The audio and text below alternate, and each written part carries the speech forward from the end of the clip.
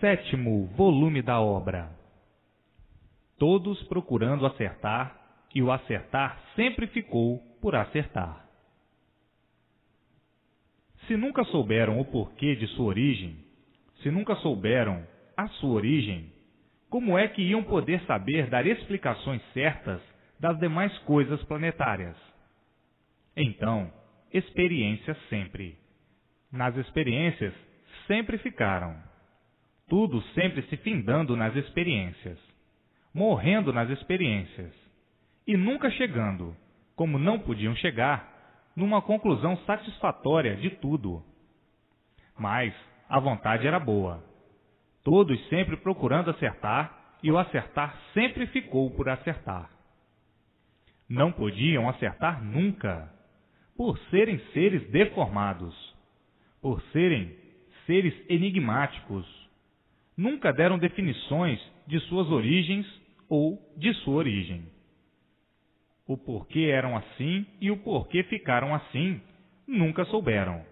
De forma que, tudo isto não passou de uma superstição de quem as tem, com boa vontade de descobrir o certo, com boa vontade de acertar, mas sempre por acertar, sempre na matemática e sempre por conhecer o fim da matemática, sempre descobrindo e sempre todos na mesma. As descobertas nunca puderam atingir o certo por serem encantados, por serem inconscientes e por serem animais. Pois, se não sabiam o porquê eram animais e não sabiam por que se originaram assim, como é que iam saber as demais coisas? De maneira alguma. Muita boa vontade, mas de quem está caducando, por nascer em cima dessa terra sem saber por que nasceu, sem saber para que nasceu e por que nasceu, o porquê dessa terra e o porquê viviam em cima dela, ou vivem em cima dela.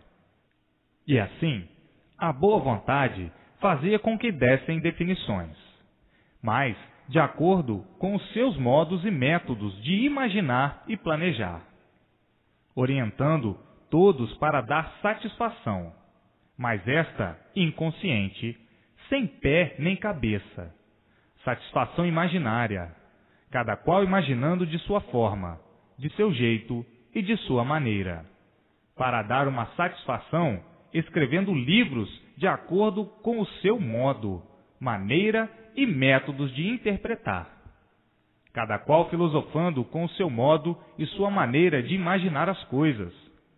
E assim, quanta filosofia, quanta ciência sem base e sem lógica, quanta filosofia sem base e sem lógica, e permanecendo neste sonho por muito tempo, neste pesadelo por muito tempo, séculos e seculorum.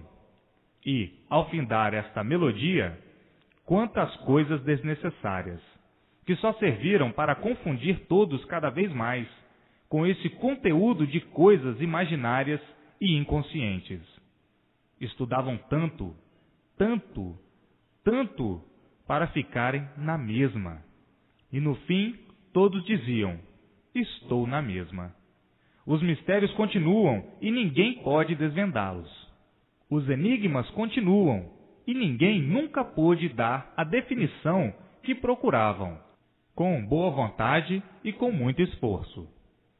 E assim vivendo como bicho sem saber porquê, sonhando desse jeito, sempre sonhando, sempre com muitos sonhos e com uma infinidade de pesadelos, e todos estudando para ficarem na mesma. Então perguntavam uns aos outros: de onde nós viemos? Ninguém sabia responder. Para onde retornaremos? Ninguém sabia responder. E assim passou-se esta temporada toda do encanto, com essas lutas científicas, com essas musas filosóficas, com esses estranhos do nada. Estranhos do nada, porque ninguém nunca soube o porquê surgiu do nada. Então, se nunca souberam nada, porque ninguém nunca soube o porquê surgiu do nada. Então, se nunca souberam o porquê surgiram do nada, que satisfação certa podiam conhecer para dar? Nenhuma. E assim, tudo isto, tempo perdido, porque não adiantou nada. Sempre estudaram tanto para ficarem na mesma e acabar dizendo: estamos na mesma. Não sabemos o porquê de nossa existência aqui e não sabemos o porquê da existência desse mundo assim ser. Não sabemos por que surgimos do nada. Não sabemos o porquê deste nada. Então, o que é que nós sabemos? Nada. Então, o que vale toda esta sabedoria inconsciente? Nada. O que adiantou tudo isto? Nada. E assim, que sonho! Que sonho para quem sonha de olhos abertos, olhando tudo isso sem saber descrever, sem poder descrever. E assim foi a vida do encanto. Todos encantados, sem saber porquê. E por serem encantados, não sabiam dizer o porquê do seu ser.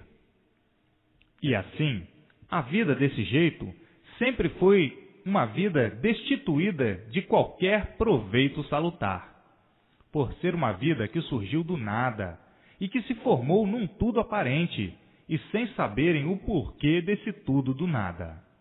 E por ser um tudo do nada, terminando tudo em nada. Então, o que adianta este tudo do nada? Nada. O que adianta todo este saber do nada? Nada. Que valor tem o nada? Nenhum.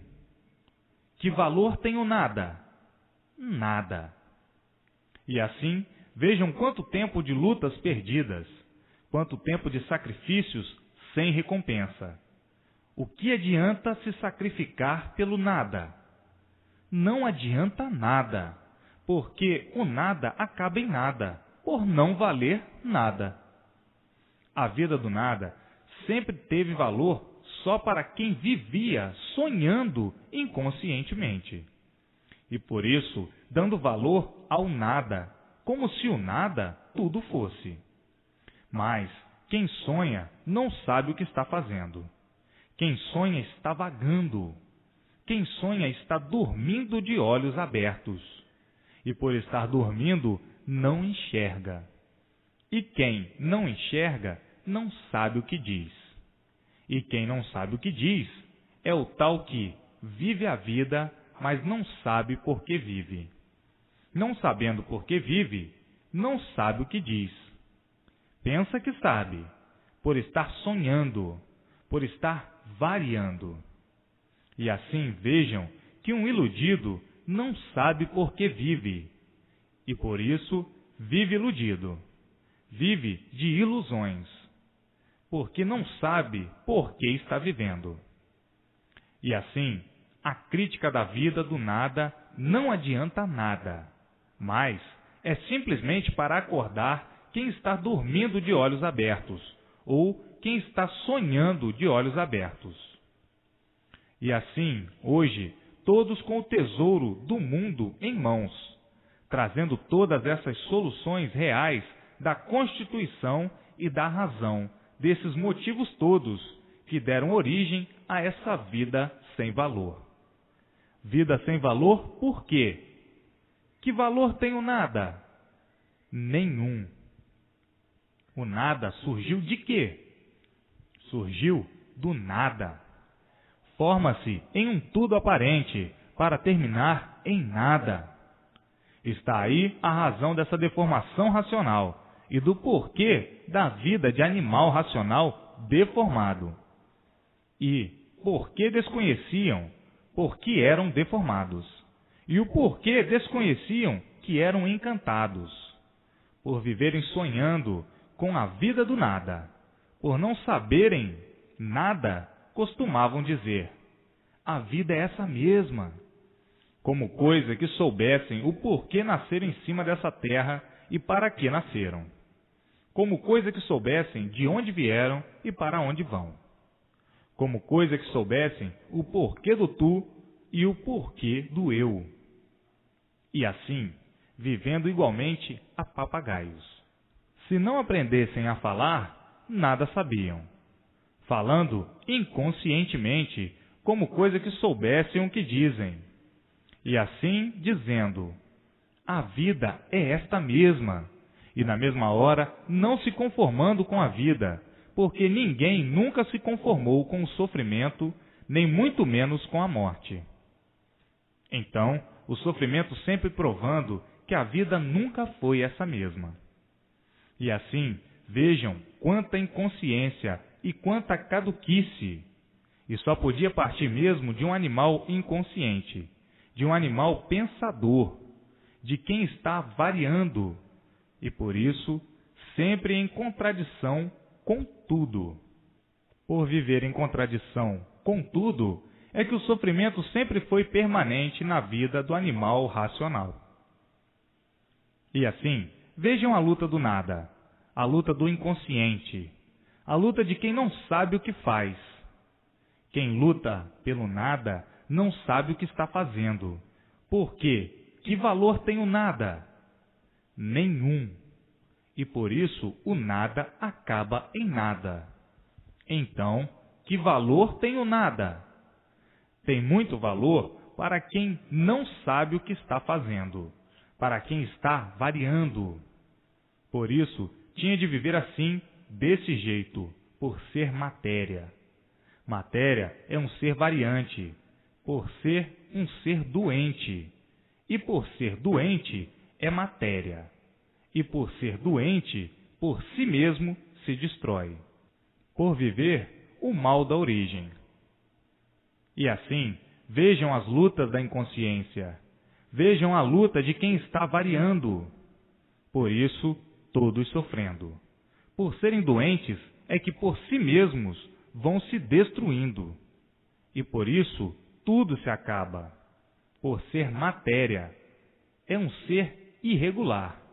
E por isso, deformado. Vejam o quanto é ridículo o comentário do nada. Como é ridículo o comentário do nada, que do nada não devia haver comentário. Mas, enfim, como é preciso para alguns doentes, que sempre viveram variando a vida inteira, a necessidade de se chegar a esse extremo, de divulgar um ser de matéria nos seus mínimos detalhes, que para muitos não precisava chegar a este ridículo, mas para muitos é muito necessário. Vejam que isto é uma escrituração de desencanto. Existe uma infinidade de modos de interpretar. Então, tem de se chegar, assim, aos mínimos detalhes, para acordar os mancebos que ainda estão dormindo com esse sebo, com essa vida de cebosos. A matéria é um sebo duro, sebo mole. E por tudo ser sebo, é que tudo se derrete. Por isso, então, por esses mancebos ainda estarem imbuídos com esse nada, é preciso chegar a esse ridículo de dar uma explicação do nada, de que surgiu esse tudo aparente. Ficam sonhando e sofrendo sempre as consequências de nada serem, e por nada serem é que são sofredores. Então, vejam que tudo há necessidade de ser, que tudo há necessidade de saber real, porque o bicho é tão endurecido e embrutecido que é preciso muitas explicações para o bicho conhecer o seu lugar. Porque tem bicho que pensa que na matéria está o tudo, como coisa que a matéria tudo fosse, e sabendo e vendo que a matéria nada é. E assim, tem bichos muito rudes, rudes demais, que é preciso todas essas explicações para lapidar as zebras que pensam que o nada tudo é. O nada surgiu de quê? O nada surgiu do nada. Então, que vale o nada? Nada. E por que dão valor ao nada? por estarem sonhando de olhos abertos. E quem sonha, sabe o que está fazendo? Quem sonha, sabe o que diz? Não. Então, termine com o seu ponto de vista diante do que está sabendo, do que está lendo, do que está conhecendo. O ponto de vista do nada, que vale? Nada. Então, que adianta dizer, meu ponto de vista é este? Então, o seu ponto de vista é o nada? Se o seu ponto de vista é o nada, então, o que está adiantando com o seu ponto de vista? Nada. E assim tem fariseus com uma infinidade de pontos de vistas imaginários, vendo que está tudo errado, começando por si mesmo. Mas o doente, quando está variando demais, é assim mesmo, não sabe o que diz. Então, está aí o remédio para a cura desses doentes. É o conhecimento que está em suas mãos, o remédio para a cura do nada. O remédio para a cura do nada é o conhecimento racional. Esse é que é o verdadeiro remédio para a cura desse nada, de uma vez para sempre, para a cura dessa doença, para a cura da doença da matéria, para a cura de quem vive variando, para a cura de quem vive sonhando de olhos abertos, para a cura desses pesadelos, para a verdadeira cura de todos os males da vida da matéria, o conhecimento racional. E não imaginações e planos de animal, que não sabia por que era animal. Sabia que era animal, mas não sabia por quê. Está aí em suas mãos a cura, o conhecimento racional. Vejam que aí, nessa deformação, tem bichos para tudo. E cada qual pensando do seu jeito, de sua forma e de sua maneira, interpretando as coisas da mesma forma. É por isso que essa escrituração tem de ser maior do que devia ser, por ter que explicar de todas as maneiras, de todas as formas e de todos os jeitos, para acordar os mancebos que desconhecem o porquê o seu corpo é de sebo duro, o porquê se originou esse sebo. Os mancebos nunca souberam responder, a não ser agora. E assim vejam que a pedra é dura, mas não deixa de ser um sebo, deformado de outras espécies, e, por ser sebo, se derrete. Derrete-se, vira pó e vira lama. Então, seus mancebos, nem que os mancebos fossem de pedra, tinham de chegar em seu lugar verdadeiro.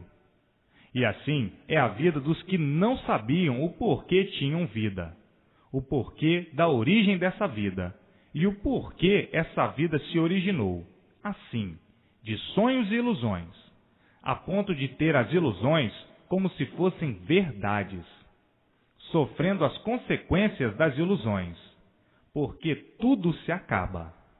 E por isso surgiram do nada e terminam em nada, por tudo ser deformado.